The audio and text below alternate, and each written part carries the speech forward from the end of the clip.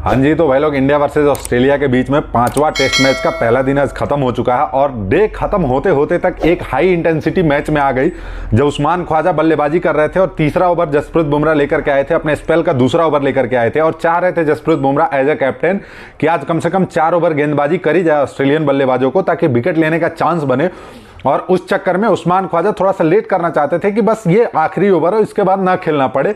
इसी बीच में थोड़ी सी नोकझोंक हो गई सैम कॉन्स्टेंस और जसप्रीत बुमराह के बीच में। उधर से प्रसिद्ध कृष्णा भी आ गए, विराट कोहली चुपचाप विकेट के पीछे खड़े थे। लेकिन उसके बाद अगली गेंद डॉट बॉल हुई और उसके अगली गेंद ओवर की लास्ट गेंद पे जसप्रीत बुमराह ने उस्मान ख्वाजा को छठी बार इस सीरीज में आउट किया।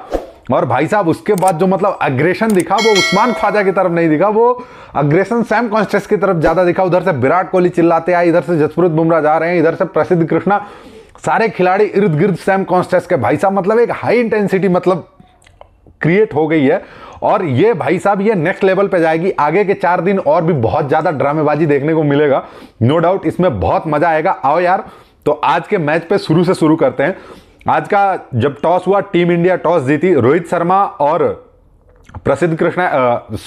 रोहित शर्मा और आकाशदीप इस मैच से बाहर हैं। रोहित शर्मा ने खुद को इस मैच से बाहर रखने का फैसला किया है because of out of form होने की वजह से। तो जसप्रीत बुमराह कप्तानी कर रहे हैं। टॉस जीत करके टीम इंडिया बल्लेबाजी करने आई और पहले बल्लेबाजी करने आई ओपनिंग जोड़ी केएल राहुल और यशस्वी जायसवाल की। केएल राहुल सस्ते में चलते बने। 5वें ओवर की आखिरी गेंद पे अपना विकेट गंवा बैठे केएल राहुल। मात्र 11 रन पे इंडिया ने अपना पहला विकेट गंवाया। उसके बाद दूसरा विकेट गिरा इंडिया का यशस्वी जायसवाल के नाम रूप में। 10 रन बना करके आउट हुए 8वें ओवर की चौथी गेंद पे। मात्र तब स्कोर थी 17। उसके बाद लंच से पहले लास्ट बॉल पे सुमन गिल 20 रन बना करके आउट हुए। 57 पे तीसरा झटका लगा टीम इंडिया को। उसके बाद विराट कोहली लंच के जस्ट बाद मतलब स्कॉट बॉलैंड की बाहर जाती हुई गेंद को 5वें 6ठे स्टंप के फिर वही सेम कहानी, स्टंप की गेंद को छेड़ा। मतलब इतने अच्छे लय में नजर आ रहे थे। 68 बॉलें खेल चुके थे वो आउट होने से पहले। 69 बॉलों में 17 रन बना करके आउट हुए थे। इतना अच्छा कॉन्सेंट्रेशन था, बाहर की बॉलों को छोड़ रहे थे, जो गेंदें विकेट पे आ रही थी उसको खेल रहे थे और फिर आउट हो गए। इंडिया फिर से एक बार मतलब मिनी कोलैप्स का सामना करी और टॉप के 4 बल्लेबाज जो हैं टीम इंडिया के, यशस्वी जायसवाल, केएल राहुल, सुमन गिल और विराट कोहली, भाई साहब ये चारों पूरी तरीके से फ्लॉप साबित हुए इस मैच में। उसके बाद रविंद्र जडेजा और ऋषभ पंत, इन दोनों के बीच में एक अच्छी खासी पार्टनरशिप चली। लगभग 151 बॉलों की पार्टनरशिप चली, 48 रन ही बने। उससे पहले सुमन गिल और विराट कोहली के बीच में 106 गेंदों में 40 रन की पार्टनरशिप हुई थी, लेकिन वो पार्टनरशिप ज्यादा बड़ी नहीं हो पाई थी। उसके बाद जब आउट हुए सुमन गिल, उसके बाद कोहली और पंत के बीच में 40 गेंदों में 15 रन की पार्टनरशिप बनी, लेकिन ये भी बात कुछ आगे नहीं जा पाई। विराट कोहली आउट होकर के बाहर चले गए। उसके बाद जडेजा और पंत के बीच में 150 गेंदों का खेल चला, लेकिन अनफॉर्चुनेटली ऋषभ पंत एक बाउंस और बॉल को पुल करने के चक्कर में आउट हो गए।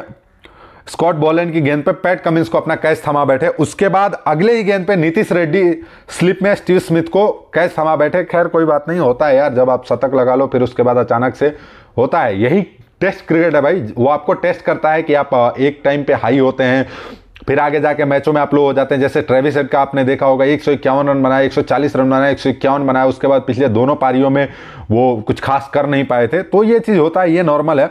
उसके बाद रविंद्र जडेजा भी आउट हो गए। Ravindra Jadeja LBW Mitchell Starc की गेंद पे हुए। उसके बाद वाशिंगटन सुंदर मतलब स्निकोमीटर में कोई तो हरकत दिखी नहीं, लेकिन उनके ग्लव्स से टच होकर गेंद गई थी, क्योंकि गेंद टच होने के बाद कांटा बदली तो गेंद गई थी, ग्लव्स में टच हुई थी, हल्की सी एक माइनर सा टच था, आउट हुए।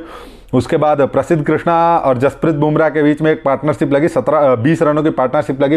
जसप्रीत बुमराह खुल के खेल रहे थे। स्कॉट बॉलैंड के 2 गेंदों में एकदम उठा करके दिया, मिड विकेट की दिशा में एकदम सामने स्ट्रेट ड्राइव मारा, 2 चौके लगाए। उसके बाद तीसरा चौका बाई के रूप में आया था उस ओवर में। उसके बाद प्रसिद्ध कृष्णा आउट हुए। प्रसिद्ध कृष्णा के बाद फिर जसप्रीत बुमराह पैट कमिंस की गेंद पे एक तो छक्का मारा, भाई साहब उठा करके दिया। उसके बाद दूसरा फिर पुल करने के चक्कर में अपना कैच थमा बैठे मिचेल स्टार्क को, लेकिन और इंडिया 185 रनों पे ऑल आउट हो गई। ये पिछले 8 टेस्ट मैचेस में 7 में टीम इंडिया 80 ओवर तक नहीं खेल पाई है भाई। आपकी टीम मैनेजमेंट क्या कर रही है, आपके कोचेस क्या कर रहे हैं, कोच किस लिए रखे गए हैं। पिछला गौतम गंभीर जब से कोच बने टीम इंडिया के, हम 3-0 से क्लीन स्वीप हुए वनडे में श्रीलंका में जाकर के। उसके बाद न्यूजीलैंड हमारे घर में घुस के 3-0 से क्लीन स्वीप करके आई। जब से गौतम गंभीर कोच बने हैं, टीम इंडिया 10 टेस्ट मैचेस खेल चुकी है, जिसमें से केवल 3 में उसको जीत मिली है, 2 बांग्लादेश के खिलाफ और 1 ऑस्ट्रेलिया के खिलाफ, और 1 ड्रॉ हुआ है। 6 मैचेस हमारे ऐसे ही गए, ये 6ठा मैच चल रहा है। ये मैच में भी कुछ स्थिति खास नहीं है। अगर इंडियन गेंदबाजों ने अच्छी गेंदबाजी करी, हो सकता है कि अगर पर्थ वाला मामला ये दोहरा दे, इंडिया अगर 100 रन 110 रन के अंदर आउट कर दे, 60-70 रनों की लीड ले ले, तो हो सकता है कहानी कुछ बदल जाए सिडनी में, क्योंकि पिच में बहुत सारा मदद है फास्ट गेंदबाज के लिए। आज जैसा कि हमने देखा भी कि टीम इंडिया के बल्लेबाज फंसते हुए नजर आ रहे थे, लेकिन इसके लिए जिम्मेदार कौन है? वहां से आने के बाद इसका इंटरोगेशन किसका होना चाहिए? गौतम गंभीर का होना चाहिए। एक तो बीसीसीआई के सूत्र के हवाले से पता चला था कि गौतम गंभीर मजबूरी में कोच बनाई है बीसीसीआई ने गौतम गंभीर को। बीसीसीआई चाहती थी कि कोई विदेशी कोच तीनों फॉर्मेट की कोचिंग करे, लेकिन कोई भी विदेशी कोच 2 फॉर्मेट से ज्यादा के लिए वो लोग रेडी नहीं हो रहे थे, क्योंकि आप तीनों फॉर्मेट की जब कोचिंग करते हो तो आपके पास टाइम नहीं मिलता है। फैमिली के साथ टाइम स्पेंड करना होता है, और भी बहुत सारी चीजें होती है आपकी लाइफ में, उनके बिजनेसेस चल रहे होते हैं, वो सारी चीजों के बीच में अपना टाइम स्पेंड करना होता है, तो वो ऑल फॉर्मेट कोचिंग नहीं करते हैं। कोई भी विदेशी कोच किसी भी देश का कोच बनता है तो वो ऑल फॉर्मेट कोच नहीं बनता है। टेस्ट में कोई अलग कोच होगा, वनडे और T20 में कोई अलग कोच होगा। वो कंडीशन टीम इंडिया मतलब बीसीसीआई रख रही थी कि नहीं, आपको तीनों फॉर्मेट में कोचिंग करनी है। जब विदेशी कोच कोई रेडी नहीं हुआ इस चीज के लिए, तो गौतम गंभीर को तीनों फॉर्मेट में कोच बनाया गया। गौतम गंभीर, मुझे लगता है जहां तक अभी तक इनकी जैसी कोचिंग रही है उसके हिसाब से मुझे लगता है कि गौतम गंभीर को वनडे और T20 दे देना चाहिए, और वीवीएस लक्ष्मण साहब को, वीवीएस लक्ष्मण ही है ना, वीवीएस लक्ष्मण साहब को टेस्ट का कोच बना दो। या तो क्योंकि टेस्ट की कोचिंग अलग बात है भाई, और वनडे और T20 की अलग बात है। T20 में नो डाउट आपके कोचिंग में 297 किया था इंडिया बांग्लादेश के खिलाफ, लेकिन ये T20 नहीं है, टेस्ट मैचेस है। उसके लिए वीवीएस लक्ष्मण बेहतर नहीं बेहतरीन कोच साबित हो सकते हैं, क्योंकि उनके कोचिंग में अंडर 19 के खिलाड़ियों ने क्या जबरदस्त परफॉर्मेंस किया था अंडमान निकोबार में ऑस्ट्रेलिया के खिलाफ। तो वो चीजें देखनी होगी, टीम मैनेजमेंट को इसके ऊपर एक गहरा डिस्कशन करना पड़ेगा। खैर देखते हैं क्या होता है इस टेस्ट मैच में। आज तो हाई इंटेंसिटी बन गई है, और ये इंटेंसिटी कल बरकरार भी अगर रहती है तो कल 2 सेशन में ऑस्ट्रेलिया ऑल आउट हो जाएगी। जिस तरीके से टीम इंडिया के गेंदबाज फॉर्म में आए हैं। मेलबर्न में चलो थोड़ी सी स्पीड स्लो हुई थी, क्योंकि लगातार आप 5 टेस्ट मैचेस में लगभग 150 से ज़्यादा ओवर गेंदबाजी कर चुके हैं अभी तक जसप्रीत बुमराह। तो वो चीज़ें वर्कलोड थोड़ा सा मैनेज इनको करना चाहिए। कोई ऐसा बॉलर, मतलब क्या बताऊं यार, अभी तक 143.2 ओवर गेंदबाजी कर चुके हैं जसप्रीत बुमराह 5 मैचेस में, और 31 विकेट उन्होंने अपने नाम किया है। आज 31वां विकेट लिया है, और किसी भी इंडियन बैटर का इंडियन बॉलर का सेना कंट्रीज में हाईएस्ट विकेट टेकिंग सीरीज रही है ये वाली। हाईएस्ट विकेट टेकर रहे हैं जसप्रीत बुमराह एक सीरीज में, 31 विकेट अभी तक ले चुके हैं, और अभी भी 19 विकेट बचे हुए हैं। 19 विकेट में से 10 विकेट और कम से कम जसप्रीत बुमराह के खाते में आएंगे, नो डाउट है। कल अगर पिच वैसी की वैसी रही, जैसे आज सुबह में पिच खेली है वैसी की वैसी अगर कल पिच रहती है, तो इसमें जसप्रीत बुमराह को और भी ज्यादा मदद मिलेगा। और देखना पड़ेगा यार, एक चीज तो समझ में नहीं आ रही है कि जो हमारे बल्लेबाज हैं, जो भारतीय बल्लेबाज हैं, उनके लिए जॉस हेजलवुड एक काल थे, लेकिन स्कॉट बॉलैंड, विराट कोहली के लिए यार स्कॉट बॉलैंड को खेलना मुश्किल हो रहा है विराट कोहली के लिए।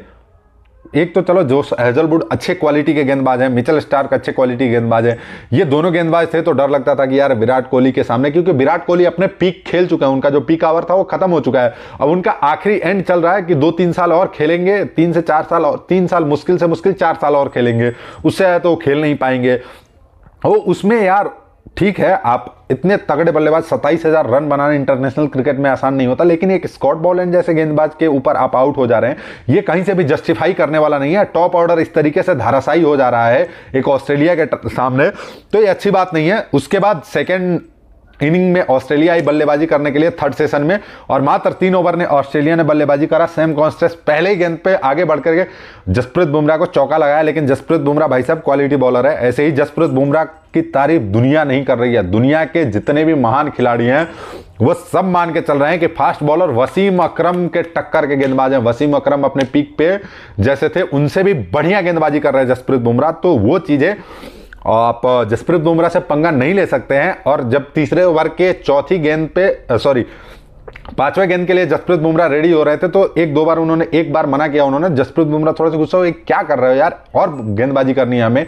फिर सैम कॉन्स्टेंस ने कुछ कमेंट किया, फिर दोनों आपस में भिड़ने लगे, फिर बीच में अंपायरों ने आकर के वो झगड़ा शांत करवाया। लेकिन भाई साहब ये लफड़ा बहुत आगे जाने वाला है, कल के मैच में भी आपको शानदार लफड़ा देखने को मिलेगा, और आई होप कि कल का पिच भी जैसे आज का पिच खेला वैसे ही कल का भी पिच खेले तो टीम इंडिया को इस मामले में काफी ज्यादा मदद मिलेगी और टीम इंडिया कमबैक कर सकती है, क्योंकि सिराज भी अच्छे रिदम में नजर आ रहे हैं। पिछले टेस्ट मैच में उन्होंने अपनी वापसी के संकेत दे दिए थे और इस मैच में अगर एक एंड से अगर सपोर्ट करते हैं जसप्रीत बुमराह को तो मुझे नहीं लगता है कि 150 से ज्यादा ऑस्ट्रेलिया बना पाएगी कल के दिन में, और ऑल आउट कहीं हो सके तो 150 से नीचे ही हो जाए। एक 30-40 रनों की लीड अगर यहां से टीम इंडिया लेती है तो सेकंड इनिंग में अच्छी हो जाएगी, बल्लेबाजी करने के लिए 400-500 रन बना करके इंडिया दे देगी। तो शायद क्योंकि सिडनी में हम आई थिंक 12 या 14 टेस्ट मैचेस खेले हैं, जिसमें से एक टेस्ट मैच जीता था वो भी 1971 में, उसके बाद 7 टेस्ट मैचेस यहां पे ड्रॉ हुए हैं।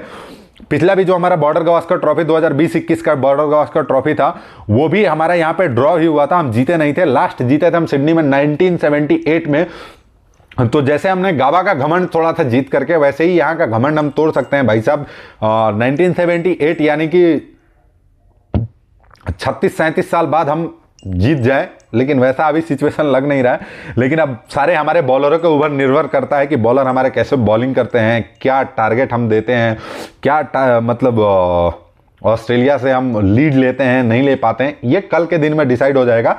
वैसे आप सभी को क्या लगता है जो थर्ड सेशन में हुआ, मतलब आखिरी 2-3 ओवर में जो घटा, उसके ऊपर आपकी क्या राय है अपने कमेंट बॉक्स में जरूर दे सकते हैं। हमारे बल्लेबाज क्या खेल रहे हैं, सही है नहीं है, उसके ऊपर भी आप अपनी राय हमारे कमेंट बॉक्स में जरूर दे सकते हैं।